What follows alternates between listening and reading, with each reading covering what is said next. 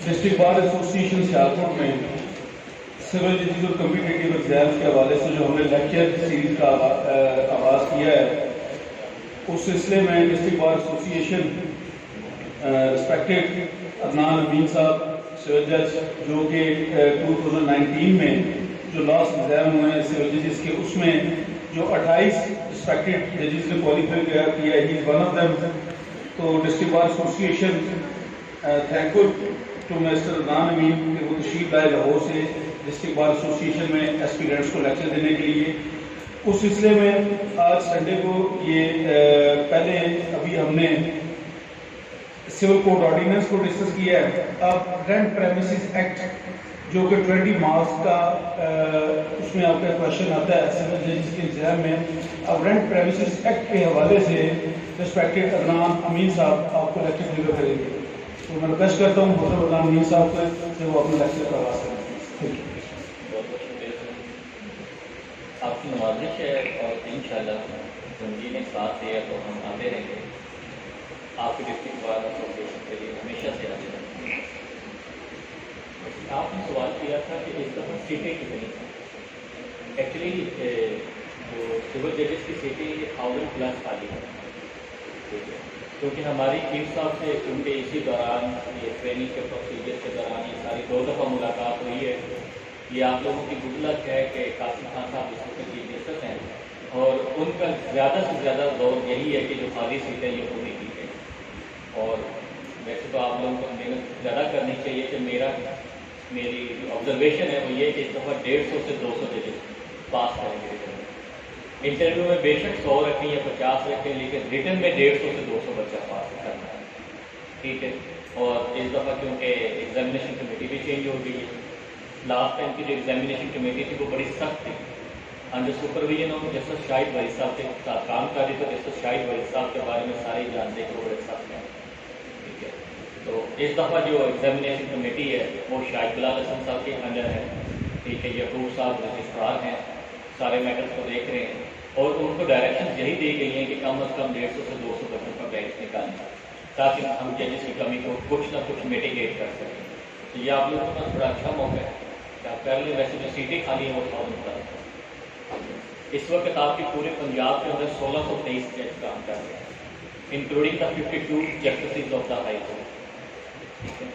1623 जजेस काम कर रहे हैं, 1623 में से 912 सिविल जजेस, बाकी कोई 185 के करीब डिस्ट्रिक्ट जजेस हैं, और तकरीबन कोई 300+ के करीब एडिशनल डिस्ट्रिक्ट जजेस और बाकी 912 सिविल जजेस हैं। सिविल जजेस की एग्जैक्ट तादाद इसलिए मुझे पता है कि मेरा 913वां नंबर है। मैं सिर्फ लॉज ही याद नहीं करता, मैंने ये सोचा हुआ कि 912 जजेस के बाद मैंने एडिशनल बनना है और वो 912 कितने अरसे में निकलेंगे सेंटर में, किस तरह बाईपास होंगे, मैं उसकी प्लानिंग साथ साथ करता हूँ, ठीक है। मैं अपनी फ्यूचर प्लानिंग साथ साथ लेकर चलता हूँ और वो जो मेरी प्लानिंग है अगर वो उस हिसाब से चले तो 11 साल के बाद एडिशनल से यानी कि 912 जजेस को क्रॉस करें, वही प्लानिंग करता हूँ मैं, ठीक है। अब हम शुरू करते हैं जी। Punjab rented premises act 2009। इस एक्ट के बारे में 2 चीज़ें हम बेसिक देखते हैं। एक तो ये कि ये एक सब्जेक्टिव लॉ है। Is there anyone which will tell me that what is the objective law? Objective law क्या होता है? क्या आप में से कुछ बताएगा? हम अक्सर जगहों पे ऑब्जेक्टिव लॉ का वर्ड देखते हैं और ये भी मैंने कह दिया कि Punjab rented premises act is an objective law. So what is objective law? Sir additional laws जो सिफ्ट रखे होएगा अपने के डिस्ट्रिक्ट टाइप में सब्सटैंटिव चेंज हट के बातें करें। ठीक है, जवाब कोई और बता ऐसा मुझे लगता है कि आप लोगों ने पेपर भी देने हैं कि नहीं? सर के हो जाना कल से सर ये तीसरा एक्ट है, किसी को कोई सवाल नहीं, अगर मैंने पूछा तो किसी को जवाब भी नहीं। नेक्स्ट वीक तक ये मोटिवेट होंगे इंशाल्लाह। So objective law is that which not only tells about the substantive law but also provides the procedure as well. So adjective law is that law, yeah, adjective act is that act which discuss about the substantive law as well as procedure, which discuss about the rights as well as the enforcement of the rights, procedure for the enforcement of the rights. That is called adjective law. दूसरा इस act के बारे में याद रखिए, आपने general law पढ़ा हुआ है, जनरल रूल पढ़ा हुआ है कि every act has a prospective effect. No law should be given retrospective effect.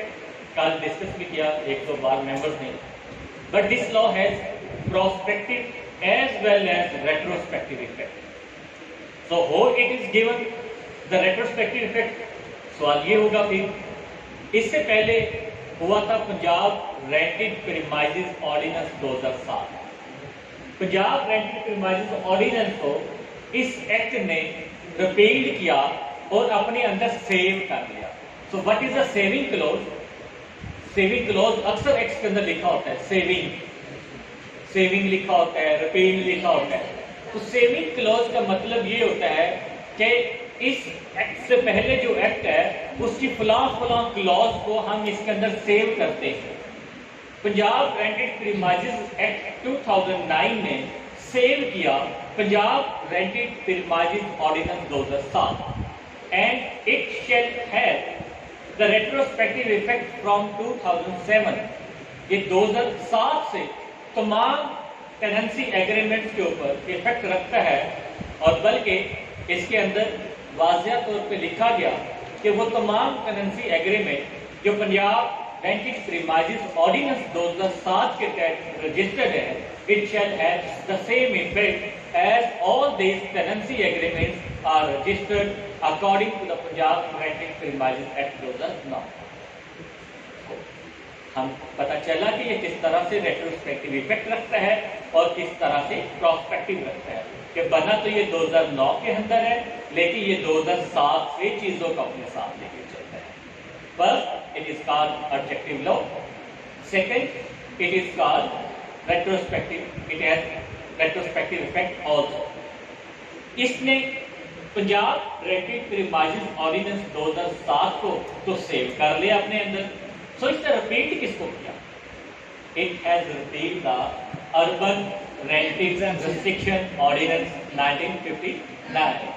Very good. So it has repealed the urban rented restriction ordinance 1959.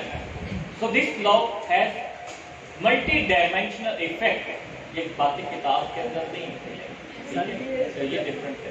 Prospective effect में रेट्रोस्पेक्टिव इफेक्ट, रेट्रोस्पेक्टिव को देखें तो ये खिलाफ नहीं जा रहा आइन के अंदर लिखा हुआ है प्रोटेक्शन अगेंस्ट. वहाँ पे अगर आप section 26 of the general clauses act, जी सर, वो section 21 of the general clauses act, ठीक है, उसके अंदर वाज़िया तौर पे बताया गया है इफ एनी स्पेसिफिक लॉ और इफ एनी स्पेसिफिक लॉ या special law express in the specific या एक्सप्रेस इनेक्टमेंट, वो बयान कर दे that this law will have the retrospective effect, then that law may have the retrospective effect. और if any contradiction और any conflict arise between the general law and special law, then the special law shall prevail. So Punjab Rented Premises Act is your special law.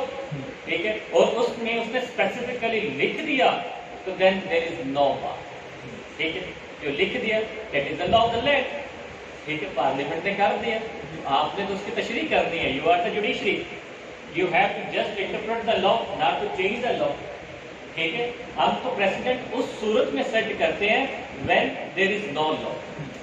ठीक, president के पहली prerequisite ये है, if there is no specific provision of law in any of the situation which comes in front of you for deciding a dispute among the parties, then you may have apply your mind and may use your discretion, and that discretion must be used according to the section 19 of the Specific Relief Act 1877.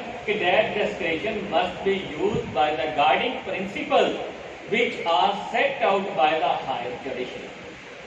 ठीक है, तो आप description use करते हुए भी पाबंद हैं ठीक है, and that description become president only when your decision or when your judgment grants approval or when your judgment grants approval by the higher court, ठीक है, but if the decision is given under the writ jurisdiction or under the original jurisdiction by the high court or the supreme court, it has discussed yesterday by under article 189 of the constitution, we are bound to obey that judgment of the Supreme Court, and under Article 201 of the Constitution of the Pakistan, we are bound to obey that precedent which is called the conclusive precedent of the High Court.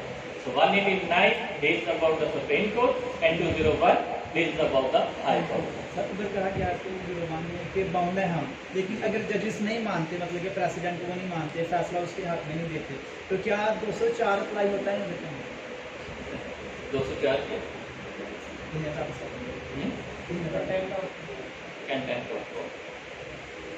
एक तो ये है कि judicial respect की doctrine आप लोगों ने पढ़ी, तो कभी भी मैं खुद ही नहीं बैठता। एक तो ये कि जुडिशियल रिस्पेक्ट की डॉक्ट्राइन जब आप लोग जज बनेंगे इसको बड़ा स्ट्रिक्टली ऑब्जर्व किया जाता है, ठीक है। फिर प्रेसिडेंट के अंदर दो चीज़ें होती हैं, एक रेशियो डिसाइडेंडी होती है और एक ऑर्बिटर डिक्टा होती है। जो रेशियो डिसाइडेंडी है that is binding on the court. अगर कोई जज नहीं करता तो वो कंटेम्प्ट ऑफ कोर्ट नहीं बल्कि उस जज के खिलाफ डिसिप्लिनरी एक्शन भी लिया जाता है और उस जज की एसीआर भी खराब होती है, उसकी प्रमोशन के ऊपर भी इफेक्ट होता है और उसको बाद में निकाला भी जाता है, ठीक है। क्योंकि मैंने कल आपको बताया था कि एनालॉजी का राइट जो अभी तक पाकिस्तान के अंदर है वो है जुडिशरी, ठीक है, डिस्ट्रिक्ट जुडिशरी के पास नहीं है। एपलेट जुरिसडिक्शन की आज तक डिस्ट्रिक्ट कोर्ट थोड़ी बहुत कर लेती है, लेकिन वो थोड़ी बहुत है वो subject to approval to the high court ही होती है। फाइनल डिसीजन हाई कोर्ट और सुप्रीम कोर्ट का ही होता है, ठीक है। So let us discuss that Punjab rented premises act under section 1 it is named as the Punjab rented Premises Act 2009 and it shall extend to the whole of the Punjab. ठीक है, that is a special law. ठीक है, under section 2 there are some definition given in that act which talks about land, premises, rented land, ठीक है, landlord, इसके अलावा tenant, tenancy agreement, ठीक है। ये डेफिनेशन है जिसको आप देख भी सकते हैं, पढ़ भी सकते हैं, जिससे थोड़ा सा डिस्कस हम कर लेते हैं कि tenancy agreement is that agreement by which a landlord lets out the premises to a tenant. I think under section 2 sub close M है, ठीक है। इसी तरह लैंडलॉर्ड की डेफिनेशन दी हुई है, landlord means the person who is authorised to receive rent and who is owner of the particular building or land। मेरा ख्याल सेक्शन 2 सब क्लोज एल है इसका, ठीक है, या कोई और भी हो सकता है, मुझे नहीं एग्जैक्ट, ठीक है, एल ही है, ठीक हो गया, अच्छा ठीक है, नहीं काफ़ी देर हो गया, ठीक है। मुझे तो सीएफ की सीबीसी तरह आती है, सीपीसी भी इसी तरह आती है, ऐसा नहीं आता, ठीक है। तो इसी तरह वो इसके अंदर जिक्र करता है टेनेंट का, ठीक है, अंडर सेक्शन 2 सब क्लोज में आई है, ठीक है। टेनेंट के बारे में वो हमें बताता है कि टेनेंट मीन्स अ पर्सन, ठीक है, हु पेज रेंट, ठीक है, as a consideration for the use of the premises, ठीक है, जो प्रीमाइसेस को यूज कर रहा है उसके बदले में वो कंसिडरेशन देता है और रेंट देता है। And it also include 3 more sub categories. First is that legal heirs of the tenant, ठीक है। Second is that the person who got that premises with the written consent of the landlord, and the third is that वो person जो tenant की गैर मौजूदगी में ज़मीन के ऊपर काबिज रहता है और लिटिगेशन को भी प्रोसीड करता है, इन तीनों को भी हम टेनेंट के दर्जे में लेते हैं। टेनेंसी एग्रीमेंट भी डिस्कस कर लिया, टेनेंट भी कर लिया। अच्छा, इसमें एक चीज़ है एडवांस रेंट और पगड़ी। कहता है कि पगड़ी वो अमाउंट है जो टेनेंट एग्रीमेंट करते हुए, टेनेंट या लैंडलॉर्ड एग्रीमेंट करते हुए डिसाइड करते हैं या उस एग्रीमेंट को रिन्यू करते हुए डिसाइड करते हैं, but it shall not include the advance rent और सिक्योरिटी। हम अक्सर सिक्योरिटी को पगड़ी के अंदर लेते हैं, तो ये पगड़ी के अंदर नहीं होता। ठीक है, पगड़ी एक अलग चीज़ है, एडवांस रेंट और सिक्योरिटी अलग चीज़ है।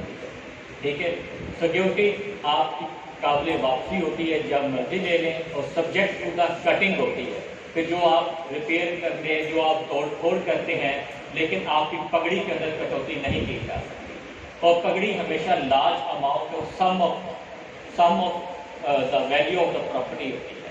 ठीक है, जैसे कि हम 5 लाख रुपए दे दें किसी को, कहें कि जनाब ये 4 साल की दुकान रेंट पे हम लेंगे। ठीक है, ये इस दुकान का किराया होगा, ये हम 3 महीने की सिक्योरिटी देते हैं।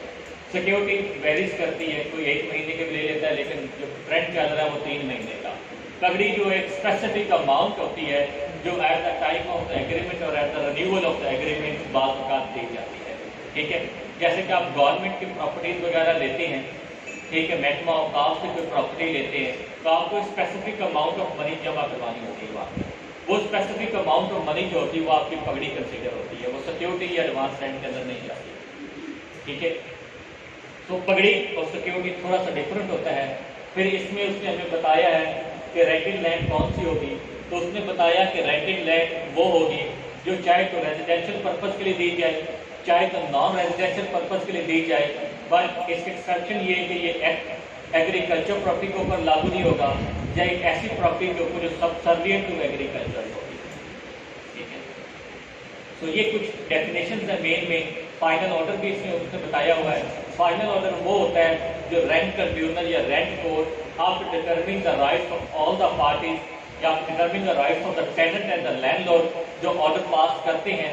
ठीक है, resolving all the disputes between the landlord and the tenant, तो वो जो ऑर्डर पास किया जाता है उस ऑर्डर को फाइनल ऑर्डर कहते हैं। सेक्शन 3 के अंदर वो एग्जम्पशन बताता है, वो यहाँ पे प्रेरोगेटिव बताता है, पावर बताता है कि ये प्रोविंशियल गवर्नमेंट की पावर है कि वो चाहे तो कुछ प्रॉपर्टीज को पंजाब रेंटेड प्रीमाइजेस एक्ट से मुस्तस्ना करार दे दे कि इसके ऊपर Punjab rented premises act apply नहीं होगा। सेक्शन 4 ओवरराइडिंग इफेक्ट बताता है कि ये जो एक्ट है ये ओवरराइडिंग इफेक्ट रखता है पिछले तमाम लॉज के ऊपर। पिछले 2 लॉज जिनको हम डिस्कस कर चुके हैं, अर्बन रेंट रेस्ट्रिक्शन ऑर्डिनेंस 1959 और पंजाब रेंटेड प्रीमाइजेस ऑर्डिनेंस 2007, उसके ऊपर ये ओवरराइडिंग इफेक्ट रखता है। ओवरराइडिंग इफेक्ट किसे कहते हैं कि if there exist a conflict between these previous 2 laws and this law, तो दिस लॉ शैल प्रिवेल। ठीक है, इस लॉ का हुक्म चलेगा, ये अब्बा जी है, बाकी दोनों। ठीक है, सेक्शन 5 कहते हैं क्रिएशन ऑफ टेनेंसी एग्रीमेंट के बारे में। ठीक है, कि लैंडलॉर्ड और टेनेंट जो प्रॉपर्टी एक दूसरे को देते हैं, ये एक एग्रीमेंट करते हैं, उस एग्रीमेंट को टेनेंसी एग्रीमेंट कहते हैं। सेक्शन 6 हमें बताता है कि उस टेनेंसी एग्रीमेंट को करते हुए क्या क्या चीज़ें लिखी जाती हैं, क्रिएशन ऑफ टेनेंसी कैसे की जाती है, उसके बारे में बताता है कि name and parentage and details of the landlord लिखा जाता है, name parentage address and details of the tenant लिखा जाता है, डिस्क्रिप्शन ऑफ द प्रॉपर्टी लिखा जाता है, description of the payment of rent लिखा जाता है, mode of the payment of rent लिखा जाता है, कितने अरसे के लिए प्रॉपर्टी ली जा रही है, वो सारा कुछ लिखा जाता है। रेंट एग्रीमेंट आप सब प्रैक्टिसिंग लॉयर देखा होगा, ठीक है, जैसे किरायानामा कहते हैं, वो सेक्शन 6 के तहत वो सारे के सारे उसके contents of the tenancy agreement होते हैं, तो उसके अंदर क्या क्या चीज़ें आती हैं। सेक्शन 7 बताता है पेमेंट के बारे में, पेमेंट ऑफ रेंट के बारे में। अच्छा, मुझे कुछ बताया था कि पेमेंट ऑफ रेंट और डिपॉजिट ऑफ रेंट में क्या फ़र्क है? ये बिल्कुल वेरी गुड। अगर टेनेंट डायरेक्ट लैंडलॉर्ड को रेंट पे करे तो ये पेमेंट ऑफ रेंट कहलाता है। अगर टेनेंट रेवेन्यू ऑफिसर को रेंट जाके पे करे और रेवेन्यू ऑफिसर फिर आगे जाके, रेवेन्यू ऑफिसर से रेंट ट्रिब्यूनल भी है, ठीक है, वो आगे लैंडलॉर्ड को इंटीमेट करे और लैंडलॉर्ड को वो रेंट पे करे, तो इसे कहते हैं डिपॉजिट ऑफ रेंट। ठीक है, अगर टेनेंट रेंट ट्रिब्यूनल में जमा करवाए जिसे कहते हैं डिपॉजिट ऑफ रेंट, जो हम आगे जाके पढ़ेंगे, अभी इसको इधर ही छोड़ते हैं। तो सेक्शन 7 बताता है पेमेंट ऑफ रेंट के बारे में, वो आगे आएगा। हाँ, मुझे पता है, मैं कहूँगी आगे आएगा, अभी ना छेड़े, अभी छेड़ेंगे तो मैं फिर आगे पहले अगले सेक्शन पहले बता दूंगा पीछे वाली बात, फिर आपने कहना है सर आप आगे चले, ठीक है आगे आएगा। ये बोलेगा और नहीं, मुझे तो कोई मसला ना, आप अगले सेक्शन पहले पढ़ ले या पिछले पहले पढ़ ले, मैंने तो खत्म नहीं करना है ना। 32-33 तो होंगे मेरा हाल इसके लिए नहीं, वो एंड वाले 35-36 को रिकॉइल हो फिर सेक्शन की क्लॉज 3 में बताया गया था ना, एक चीज पूछना चाहिए चलो अगर रिपोर्ट जो है वो लिखे हुए नहीं है, रिटन फॉर्म नहीं है, तो हम लोग जो है वो पे कर सकते हैं। इसका मतलब है रेटिंग की मार्जिन पड़ा हुआ है, यानी कुछ तो हौसला हुआ कि आप लोगों ने पेपर देने हैं, वरना मुझे तो ये डाउट था कि पेपर नहीं देने, ऐसे मेरी बातें सुनने के लिए। एक सेकंड मैं सरस की अकेडमी में लाहौर लेक्चर देने गया ना, तो वहाँ पे मुझसे जो बच्चों ने सवाल किए, मुझे लगा कि इनमें से 3-4 लोग जज कर फॉरम है। आफताबाद में मैंने लेक्चर दिया, हालांकि मैं लेक्चर देने नहीं गया था, लेकिन वहाँ पे मुबारक के प्रेसिडेंट ने मुझे जबरदस्ती पकड़ लिया, क्या निकाले तब बनेगा कि नहीं? हाँ जबरदस्ती पकड़ लिया तो लेक्चर दिया, तो वहाँ पे भी मुझे लगा कि लगेंगे, क्योंकि अभी जो 27 हो उनमें से 3 आफताबाद के हैं, 3 इधर देखिए, क्योंकि पहली जो दूसरी मुलाकात है, अगर आप पढ़ेंगे तो ज़रूर ठीक है। देखिए इस दफ़ा भी आपको ये शर्म थोड़ी सी करनी चाहिए कि 27 में से डिस्ट्रिक्ट सियालकोट को एक भी बचा है। हाँ, ये बड़ी शर्म की बात है कि पूरे जिले में से एक भी बच्चा नहीं है। मेरी सारी फैमिली तो लाहौर ही सेटल्ड है पिछले 20 साल से, लेकिन जो मेरा डोमिसाइल है वो जिला उखाड़ा है, तो क्योंकि अपॉइंटमेंट अकॉर्डिंग टू डोमिसाइल होती है, ठीक है वो लहजा भी आपका उतारा से देखा हुआ वाकई वहाँ तो सारी पंजाबी बोलते हैं, ठीक है। तो थोड़ी सी कोशिश करें कि इस दफ़ा कम से कम 3-4 हों। जिला सियालकोट बहुत बड़ा ज़िला है, और ये शर्मिंदगी की बात है कि जिला सियालकोट में एक भी बच्चा है। सर मेरे हिसाब से अगर आप नेक्स्ट मंथ जो भी हम लोग पे वो एंडिंग में क्वेश्चन सही, लेकिन अगर आप हमें एक वीक और दे देंगे तो फिर हम लोग छोड़ मैं आपको बताऊँ, ये सीट अल्लाह ताला ने दी, आपकी मेहनत ठीक है मैटर करेगी, लेकिन ये अल्लाह ताला की अता है, क्योंकि ये सिर्फ खुदाबंदी है, ठीक है। अल्लाह ताला से मांगा है, दुआ किया है, अल्लाह ताला ज़रूर देता है। मैंने मेरी सेकंड अटैम्प्ट थी 2019 की, पहली अटैम्प्ट मैंने 2017 की थी, and in that attempt I was failed with by 2 marks. मेरे 398 थे, लेकिन आपको पता है 400 की एलोकेशन होती है, मैं फेल था, क्रिमिनल लॉ मेरा फेल था, हालांकि मेरा बड़ा अच्छा पेपर हुआ था। तो मैं जब फेल हुआ ना, तो वक्ती तौर पर बड़ा दुख हुआ, लेकिन 2017 तक मैंने एक दिन भी प्रैक्टिस नहीं की। मैंने 15 में लॉ कंप्लीट किया, तो डायरेक्ट मेरा LLM में एडमिशन हो गया पंजाब यूनिवर्सिटी लॉ कॉलेज में, तो मैं LLM करना शुरू हो गया, ठीक है। तो मेरा वो बैच था 15 से 17 का, तो मैंने एक दिन भी प्रैक्टिस नहीं की, तो जो नॉलेज था वो मैं लिख के आ गया 398 मार्क्स उसके मुताबिक आ गया। तो मुझे अफसोस हुआ, अफसोस होने के बाद मुझे दोस्तों ने कहा कि यार प्रैक्टिस करते रहे, जैसे बंदे को प्रैक्टिस करनी चाहिए। लॉज मुझे तब भी ऐसा है, LLB में भी ऐसे आता है, मैं LLB में भी बेरख करता था, LLB में भी मैंने गोल्ड मेडल दिया था, ठीक है, 1, 2, 3 तीनों पास में। तो मुझे दोस्तों ने कहा कि तुम प्रैक्टिस करो, तो जब मैं प्रैक्टिस करने गया ना, तो मैंने अल्लाह ताला को शुक्र अदा किया कि उसने मुझे पास नहीं किया। अगर मैं पास हो जाता तो मैं इस सीट के मनसब को पूरा कर ही ना पाता, इस वजह से प्रैक्टिस की मुझे पता ही नहीं, ठीक है। तो मेरे से गलत फैसले होते, मेरी आखिरत खराब होती, और ये ऐसी चीज़ें थी जिसके बारे में आपने से पूछा जाना है आपसे, तो बहुत बड़ी जिम्मेदारी है, आपने लोगों के फेट के फैसले करने हैं, लोगों की पूरी ज़िंदगी की जमा पूंजी के फैसले करने हैं, उनकी उम्मीदों के फैसले करने हैं। अल्लाह ताला तो कहते हैं कि मशवरा भी तुम्हारे पास अमानत है, मैं तुमसे इसके बारे में पूछूंगा, तो ये तो आप उसकी ज़िंदगी का फैसला कर रहे थे, इसके बारे में तो लाजम पूछ सकते हैं। तो मैंने शुक्राने के नफल अदा किए, हालांकि मैंने ये पेपर पास होने के बाद शुक्राने के नफल अदा नहीं किए, लेकिन तब मैंने किया था कि मैं शुक्र अल्लाह का मैं फेल हो गया, ठीक है। तो फिर 2019 में पास हो गया मैं, लेकिन मैंने 2 साल कंसेक्टिव प्रैक्टिस की, एक दिन भी छूटी, और मैंने सीखा, और हाई कोर्ट तक प्रैक्टिस की, इवन सो कि मेरा एक फैसला रिपोर्ट भी हुआ, सिर्फ एक 2 साल में सिर्फ एक ही फैसला रिपोर्ट हुआ, लेकिन ये रिपोर्ट था मेरे 7-8 थे हाई कोर्ट के 2 साल में, बाकी तो सिविल कोर्ट के मिले, उनमें से एक रिपोर्ट हो गया था, एक जजमेंट मेरी रिपोर्ट हुई। तो आप ये बहुत बड़ी जिम्मेदारी है, उस हिसाब से इसके लिए मेहनत करेंगे। मैं अगर लॉज को अभी भी पढ़ता हूँ ना, उसकी वजह ये है कि मैं कानून के मुताबिक फैसला कर सकूँ, ठीक है, वरना मुझे अभी पढ़ने की कोई जरूरत नहीं, लेकिन मैं अभी भी पढ़ता हूँ। मैं हाई कोर्ट की जजमेंट बहुत ज़्यादा पढ़ता हूँ जो भी आती हैं, मैंने CLC ली हुई है, मैंने PhD ली हुई है, मेरे घर में सारी मेरे पास पढ़ी हुई है, बल्कि मैं कल बता रहा था, आपके पीछे बहुत नाम भी बैठे हुए हैं, एक में से मिले, तो मैंने इन्हें बताया, मैं गूगल किया करो लॉज के बारे में, ठीक है, लॉज की हिस्ट्री को भी देखा करो, जैसे कि SRA, आपको पता होना चाहिए SRA चीज़ क्या है, वाई इट इज़ ड्राफ्टेड, क्यों ड्राफ्ट किया गया, आपको पता होना चाहिए किसने ड्राफ्ट किया। कोई बताएगा SRA किसने ड्राफ्ट किया? कोई भी नहीं। कमलनाथ से लिया गया सर, कमलनाथ से लिया गया सर। वो तो सारे के सारे लॉज कॉमन लॉ से, 2 करोड़ लॉज कॉमन लॉ से बने। SRA रिटर्न,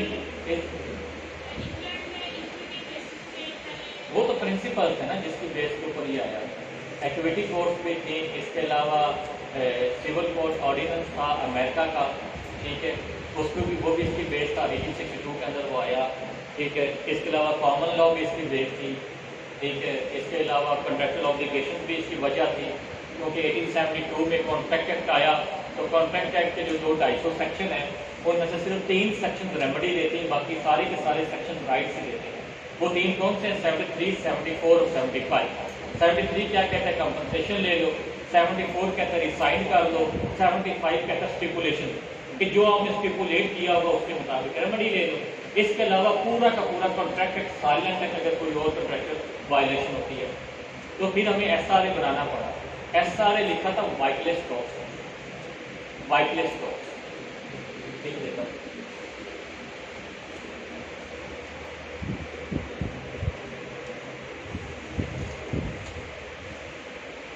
और होप हाउस ने, hope house member of the law commission, 9th law commission member of सब कॉन्टिनेंट,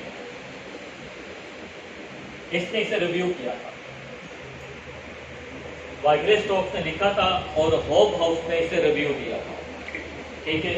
जो सब कॉन्टिनेंट का 9th लॉ कमीशन था जिसकी जिम्मेदारी थी लॉज को ड्राफ्ट करना, उसने से रिव्यू दिया था। तो हम वापस आते हैं रेंटिंग की हमारी एक्ट की तरफ, सेक्शन 7 की तरफ। बातें हमारी लंबी हो जाती हैं, ठीक है। तो सेक्शन 7 क्या है? Payment of rent. उसके अंदर वाज़िह तौर पर लिखा हुआ है कि जनाब अगर किसी ने रेंट पे करना है तो वो 10th of the every month तक रेंट पे करेगा। इसी के अंदर वो मोड ऑफ पेमेंट भी जिक्र करता है कि mode of payment in the account of the landlord दिया जाए, लेकिन अगर मेंशन नहीं है टाइम एंड मोड, ठीक है, तो फिर 10 तारीख से पहले रेंट देने का पाबंद है। और अगर मोड मेंशन नहीं है तो आप लैंडलॉर्ड के बैंक अकाउंट के अंदर भी रेंट पे कर सकते हैं। फिर आ जाता है एग्जिस्टिंग टेनेंसी, ठीक है, सेक्शन 8 के अंदर।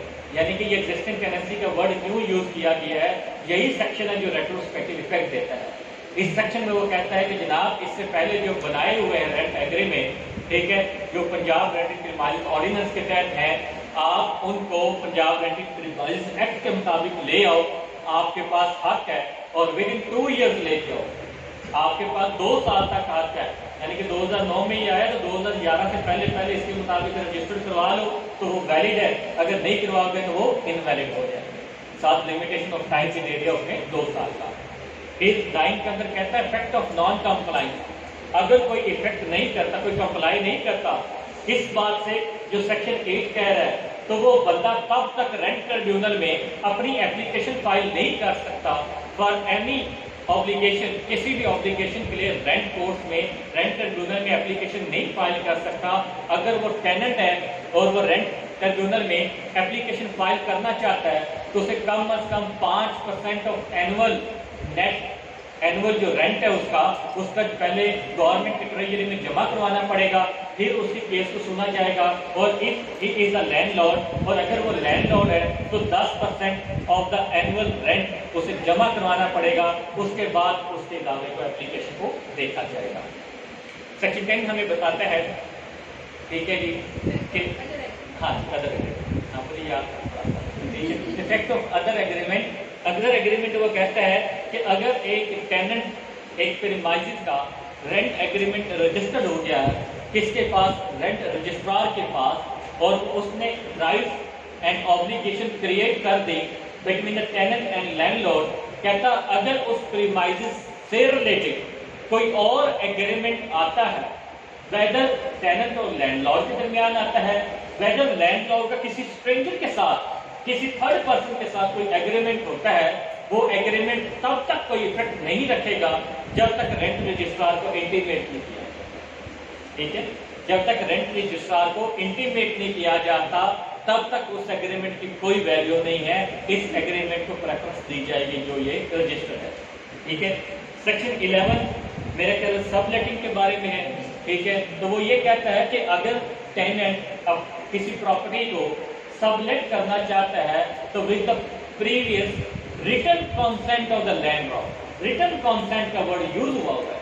ठीक है, written consent of the landlord वो अपनी इस प्रॉपर्टी को सबलेट कर सकता है। 12 के वो ऑब्लिगेशंस के बारे में बताता है लैंडलॉर्ड की कि कौन कौन सी उसकी जिम्मेदारियां हैं। वो हमें पता है कि ये ओवरमाइजेस को नेचुरल सूरत में रखे, टैक्स वगैरह पे करे, ठीक है, टेनेंट को तंग ना करे, ठीक है, उसके जो ईजमेंट राइट्स हैं उन्हें खत्म ना करे। ठीक है, ये सारे उसके ऑब्लिगेशन है, वो आप देखें। सेक्शन 13 में कुछ ऑब्लिगेशन टेनेंट की हैं, लेकिन 12 और 13 में एक बात ये है कि अगर टेनेंट फुलफिल नहीं कर रहा ऑब्लिगेशन को तो जो लैंडलॉर्ड है वो रेंट ट्रिब्यूनल में एप्लीकेशन दे सकता है for the eviction of tenant भी, और टेनेंट को डायरेक्शन देने के लिए कि जनाब अपनी जिम्मेदारियां पूरी करें। ये यूटिलिटी बिल नहीं जमा करवा रहा, ये तोड़ फोड़ कर रहा है, इसने सबलेट की हुई है प्रॉपर्टी, तो वो रेंट ट्रिब्यूनल में एप्लीकेशन दे सकता है। और अगर लैंडलॉर्ड ने जिम्मेदारियां पूरी कर रहा, वो टैक्स वगैरह नहीं पे कर रहा, तो टेनेंट जा सकता है रेंट ट्रिब्यूनल में और वो डायरेक्शन ले सकता है रेंट ट्रिब्यूनल से कि जनाब इसे कहीं अपनी जिम्मेदारियां पूरी करे। और 14 में वो रीइंबर्समेंट ऑफ एक्सपेंसेस के बारे में बताता है कि कोर्ट डायरेक्शन तो दे देती है रेंट ट्रिब्यूनल लैंडलॉर्ड को, और अगर लैंडलॉर्ड उन डायरेक्शंस के ऊपर अमल नहीं करता, मानता नहीं है, तो क्या करेगी कोर्ट? वो टेनेंट को ऑर्डर देगी कि जनाब तुम ये टैक्स वगैरह पे कर दो इस प्रीमाइजेस से रिलेटेड, और जो तुम्हारे एक्सपेंस होंगे वो तुम किराए में से काट देना। ठीक है, रिवर्स हो जाएंगे तुम्हारे सारे के सारे एक्सपेंसेस किराएदार में से। ठीक है, और 15 में grounds for eviction of tenant बताता है। वो 4-5 ग्राउंड्स आपको पता है कि जिस मकसद के लिए जमीन ली उससे हट के कोई काम करे, ठीक है, मलेदारों को तंग करे, तो आप लिखते भी होते हैं किराएनामे के अंदर। ठीक है, टाइम पे रेंट ना दे, रेंट एग्रीमेंट रिटर्नेंसी एग्रीमेंट का टाइम है वो खत्म हो चुका हो, तो हम सारे उसे निकाल सकते हैं, या वो सबलेट करे बिल्कुल बगैर कंसेंट के लैंडलॉर्ड के, तो हम उसे निकाल सकते हैं। 6 पे वो कहता है, मेरा ख्याल है 16 के ऊपर एक अपॉइंटमेंट है वो रेंट ट्रिब्यूनल, एस्टेब्लिशमेंट वही है कि वो रेंट ट्रिब्यूनल वगैरह एस्टेब्लिश करेगी। It is the power of the provincial government. ठीक है, और एक जिले के अंदर एक रेंट ट्रिब्यूनल लाजमी बनाए, और अगर एक से ज्यादा रेंट ट्रिब्यूनल बनाए जाते हैं तो उनमें से किसी एक जज को स्पेशल जज रेंट ट्रिब्यूनल अपॉइंट कर दिया जाएगा। और ये इंटरव्यू में अक्सर पूछा जाता है, सिविल केस तो हमें पता है कि सीनियर सिविल जज के पास फाइल होता है, ये अक्सर पूछते हैं कि जनाब रेंट ट्रिब्यूनल की एप्लीकेशन कहाँ पे फाइल होती है? वो डायरेक्ट रेंट ट्रिब्यूनल के पास होती है, डायरेक्ट रेंट कोर्ट में जाती है। वो सीनियर सिविल जज ये डायरी ब्रांच में ले जाने की कोई जरूरत नहीं होती, वो एप्लीकेशन उठाएं, साथ नेसेसरी डॉक्यूमेंट्स लगाएं, और सीधा अगर आपके जिले के अंदर एक ही अदालत है, रेंट ट्रिब्यूनल एक ही है, वो जज के लीडर के पास होगा, वो उसको एंटरटेन करेगा। और अगर ज्यादा है रेंट ट्रिब्यूनल ज्यादा है तो उनमें से किसी एक जज को स्पेशल जज रेंट एडमिनिस्ट्रेटिव अपॉइंट कर दिया जाता है। वो फिर तमाम के तमाम केस उसके पास मार्क होते हैं, और फिर वो आगे अपने जो रेंट ट्रिब्यूनल उनमें फॉरवर्ड करता है। ठीक है, उसकी अपनी मर्जी के साथ। 17 में रेंट रजिस्ट्रार के बारे में बताता है कि रेंट रजिस्ट्रार वगैरह का अपॉइंट किया जाएगा, ये गवर्नमेंट की जिम्मेदारी है। और 18 में वो अमले के बारे में बताता है कि जितना उन्हें अमला चाहिए सारे काम को करने के लिए, वो सारा भी अपॉइंट किया जाएगा। तो 19 बताइए क्या कहता है जी? ठीक है जी, बिल्कुल, वेरी गुड, क्योंकि ये 5-6 सेक्शन रेलिवेंट है। फाइलिंग ऑफ एप्लीकेशन के ऊपर थोड़ा सा डिफरेंट आ जाता है। ठीक है, वैसे तो 34 के अंदर ये बड़ा कहता है कि जनाब सीपीसी और क्यूएसओ अप्लाई नहीं होना। जब सीपीसी और क्यूएसओ नहीं होना तो सीपीसी और क्यूएसओ के रूल्स भी अप्लाई नहीं होंगे। ठीक है, सीपीसी क्या कहती है? वो लंबे लंबे टाइम देती जाती है जवाब दावा वगैरह देने के लिए, समझ देने के लिए। क्यूएसओ क्या करता है? लंबे लंबे टाइम देता जाता है एविडेंस के लिए। ठीक है, क्यूएसओ ने एविडेंस को देखना है, तो उसने कहा जनाब क्यूएसओ को सीपीसी अप्लाई नहीं होगी, तो फिर क्या होगा? फाइलिंग ऑफ एप्लीकेशन कहता है कोई भी एप्लीकेशन फाइल करनी है रेंट ट्रिब्यूनल के अंदर, रेंट ट्रिब्यूनल उस एप्लीकेशन के ऊपर नोटिस जारी करेगा, और नोटिस कितने दिन का जारी करना है? Not according to CPC, maximum 10 days, 10 दिन का नोटिस जारी करेगा। डिफेंडेंट के लिए कि जनाब आओ और यहाँ पे पेश हो, लेकिन शर्त क्या है कि वो एग्रीमेंट रेंट प्रीमाइसेस एक्ट के तहत रजिस्टर्ड होना चाहिए। अगर नहीं होगा तो फिर जुर्माना पीछे पड़ चुके हैं, पहले जुर्माना दो फिर मेरे पास आओ। हाँ, अगर टेनेंट है तो 5%, लैंडलॉर्ड है तो 10%। ठीक है, तो 20 में कहता है filing of application for deposit of rent, बल्कि 19 के अंदर एक चीज और भी देख रहे हैं, कहता है कि जी अगर कोई एप्लीकेशन है for the eviction of the tenant, तो उस एप्लीकेशन के साथ 2 लोगों के एफिडेविट भी होने चाहिए। ठीक है, नॉट मोर देन 2, कहता है नहीं पूरे मोहल्ले ला रहे हो।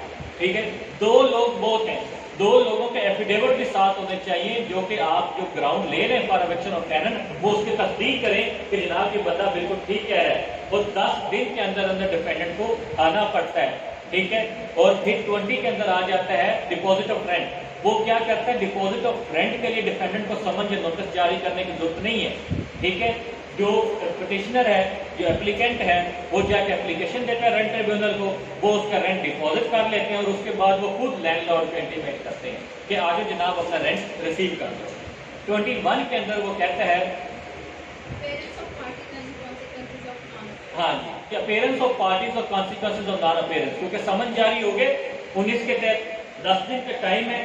ठीक है, अब 10 दिन के अंदर अंदर उसने आना है और अब वो नहीं आया और कोर्ट को लगता है कि जनाब सारा प्रोसीजर ठीक हुआ है, नोटिस गए हैं, वो जानबूझ के नहीं आ रहा, तो कोर्ट एक्स पार्टी भी प्रोसीड कर सकती है।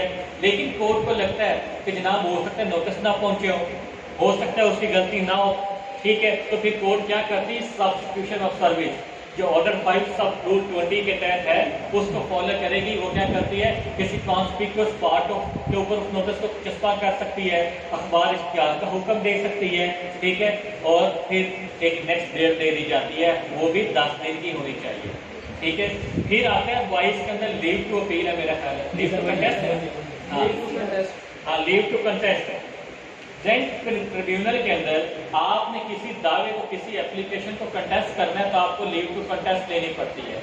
ठीक है, अपीयर होने के बाद, और अगर आप अपीयर जिस दिन हुए हैं तो उस दिन भी लीव टू कंटेस्ट अप्लाई कर सकते हैं। अगर उस दिन नहीं है, वैसे ही आ गए, अभी वकील को करना है, मुझे खुद नॉलेज नहीं था, मुझे तो पता नहीं था किस चीज़ की एप्लीकेशन में देखने आया हूँ, तो फिर कोर्ट मजीद 10 दिन का टाइम दे देती है कि आप लीव टू कंटेस्ट अप्लाई करें। लेकिन इसमें जो लीव टू कंटेस्ट है अंडर सेक्शन 23, जो इसके बाद आने वाला सेक्शन है, आपका रिटर्न रिप्लाई भी वही होता है। आपने तमाम अपना रिटर्न रिप्लाई यानी कि रिटर्न स्टेटमेंट आपकी वही है, उस एप्लीकेशन का रिप्लाई आपने देना है। और अगर वो application for deposit of rent नहीं है तो आप भी उसके साथ 2 बंदों के एफिडेविट लगाएंगे। ठीक है, नॉट मोर देन 2 कि जनाब वो झूठा है मैं सच्चा। ठीक है, ये 23 के तहत है। अब अगर आपकी लीव टू कंटेस्ट की एप्लीकेशन डिसमिस हो जाती है तो फिर आप 1 महीने के अंदर अंदर आप उसकी जो है बहाली के लिए, ठीक है, आप उसकी बहाली के लिए एप्लीकेशन दे सकते हैं कि जनाब मेरी जो लीव टू कंटेस्ट की एप्लीकेशन डिसमिस हो गई थी उसे बहाल कर दिया गया। ठीक है, अब ये क्यों 1 महीने का टाइम दिया गया है, याद रखें, आप थीम के अंदर जाया करें। सेक्शन 19, 20, 21 के अंदर जो लीव टू कंटेस्ट का राइट है ना, वो from the knowledge of the respondent है। अब वो नॉलेज 10 साल के बाद ही क्यों ना हो, from the knowledge of the respondent से 10 दिन काउंट होंगे। लेकिन यहाँ पे from the dismissal of the order and knowledge consider नहीं करता। ठीक है, तो from the dismissal of your application for leave to contest 1 महीने के अंदर अंदर आपने उसकी बहाली की, रेस्टोरेशन की एप्लीकेशन फाइल करनी होती है। ठीक है, अब 24 क्या है जी, वो ठीक है, बिल्कुल जी, कि अगर एक टेनेंट को बुलाया जाता है, लैंडलॉर्ड ने एप्लीकेशन दी है इसके खिलाफ, वो चाहे एविक्शन के लिए हो चाहे किसी भी लायबिलिटीज के लिए हो, तो रेंट ट्रिब्यूनल टेनेंट के पेश होते ही सबसे पहले ऑर्डर जारी करता है कि जितना तुम्हारा आउटस्टैंडिंग रेंट है, जो पेंडिंग है, वो पे करो। और जब तक ये दावा चल रहा है तुम अपना आउटस्टैंडिंग रेंट हर इस डेट को एक डेट मुकर्रर करती है, तुम जमा करवाते रहोगे जब तक ये केस चल रहा है। ठीक है, 25 क्या कहता है जी, रिकॉर्डिंग ऑफ एविडेंस, बिल्कुल ठीक है जी, इसमें भी सीपीसी का प्रोसीजर अप्लाई नहीं होगा। कहते हैं जी कि जब लीव टू कंटेस्ट कोर्ट के अंदर आ जाएगी, फिर 15 दिन के अंदर अंदर वो लोग जिनका आपने एफिडेविट जमा करवाया है उनको कोर्ट में पेश होने का ऑर्डर कर सकती है और क्रॉस एग्जामिनेशन के लिए भी बुला सकती है, क्योंकि उनका जो एफिडेविट है वो एज एन एविडेंस के तौर पर ट्रीट होता है और 15 दिन का टाइम है। और कोर्ट कहती है कि जनाब 2 से ज्यादा एडजमेंट नहीं देंगे हम रिकॉर्डिंग ऑफ एविडेंस के लिए। सीपीसी में तो 10-10 एडजमेंट चलती हैं, यहाँ पे 2 से ज्यादा एडजमेंट नहीं दी जाएंगे फॉर रिकॉर्डिंग ऑफ एविडेंस। और अगर रिकॉर्डिंग ऑफ एविडेंस हो गई है, क्रॉस एग्जामिनेशन के लिए बुलाना है विटनेस को, तो क्रॉस एग्जामिनेशन के लिए दोबारा मौका नहीं दिया जाएगा, 1 से ज्यादा नहीं दिया जाएगा, वो भी subject to the payment of the cost है जो विटनेस की हुई है, वो कॉस्ट सारी वो पे करेगा, तो उसके बाद 1 मौका दिया जाएगा। रिकॉर्डिंग ऑफ एविडेंस के लिए 2 से ज्यादा मौके नहीं दिए जाएंगे, क्रॉस एग्जामिनेशन के लिए 1 से ज्यादा नहीं दिया जाएगा, लेकिन subject to the payment of cost होगा। ठीक है, 26 क्या कहता है, टाइम लिमिटेशन बताता है जी। रेंट ट्रिब्यूनल के पास एक सिविल कोर्ट की पावर्स है, जो एक सिविल कोर्ट की सिविल जज तमाम पावर्स अख्तियार करता है, बल्कि ना तो सिर्फ सिविल कोर्ट की पावर्स हैं, बल्कि एज अ मजिस्ट्रेट की पावर में ये इस्तेमाल करता है under section 193 and 228 of PPC.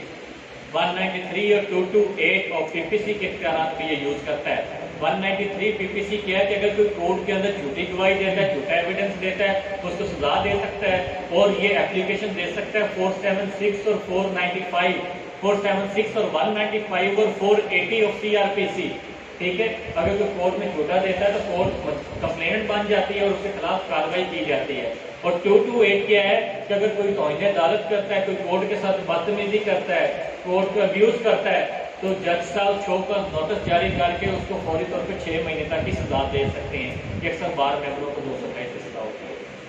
ठीक है, लाहौर में तो बहुत होती है, सियालकोट में कम होती होगी, लाहौर में वो तो बड़े हुए हैं, सिर्फ एक नहीं बहुत, क्योंकि मेरे कोलीग्स हैं, मैं उनको जानता हूँ, मिलता हूँ। अच्छा जी, फिर 26 में मेरा ख्याल टाइम लिमिटेशन आ गई, किस तारीख से?